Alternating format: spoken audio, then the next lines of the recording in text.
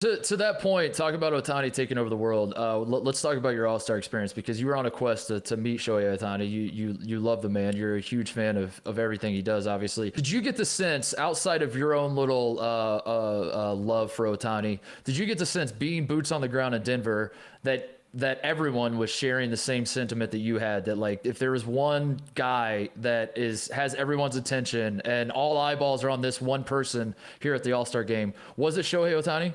Yeah, there definitely was a feel of he's the one. He's like the ultimate guy we need to get. And I remember after it happened and I did meet him, and then we came out with the video that night of the entire quest. The next day when I was down on the field, I had people coming up being like, congratulations, that's incredible. I'm really happy for you.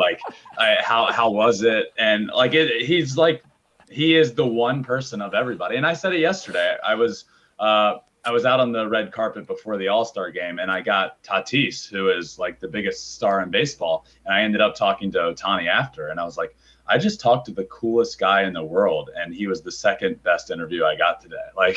Tatis before the season, he would have been the guy. And then, at this point, it's he holds it's a different level. Tatis is the baseball guy. Yeah. And Ohtani right now is the guy in the world that you want to talk to. It's crazy.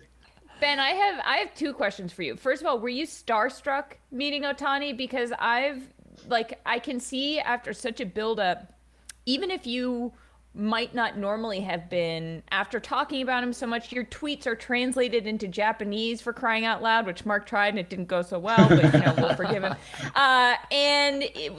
With this buildup over the past few months in which his star has risen, were you nervous at all? Were you sort of what am I going to say? How did it go in your head before you got there, and then once you got there? I think the craziest part is I never would have been, but I've made this such a thing now that so many people are watching and rooting for me, that it's less me being starstruck and more I can't screw this moment up.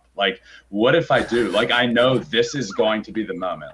I've gotten in now with the PR people for the Angels, and the moment it happened, they actually sought me out, and because I was kind of near him, and they called me over. And when he got off the MLB network set, they called him over to me.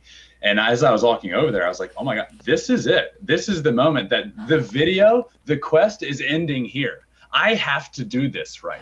So I normally would have been fine, meeting him and talking to him, but right. I finished the whole situation, shook his hand, walking over. I'm I hope I don't miss the handshake. What if I accidentally go for an awkward handshake? I'm I can't do that here. That it would ruin the entire moment.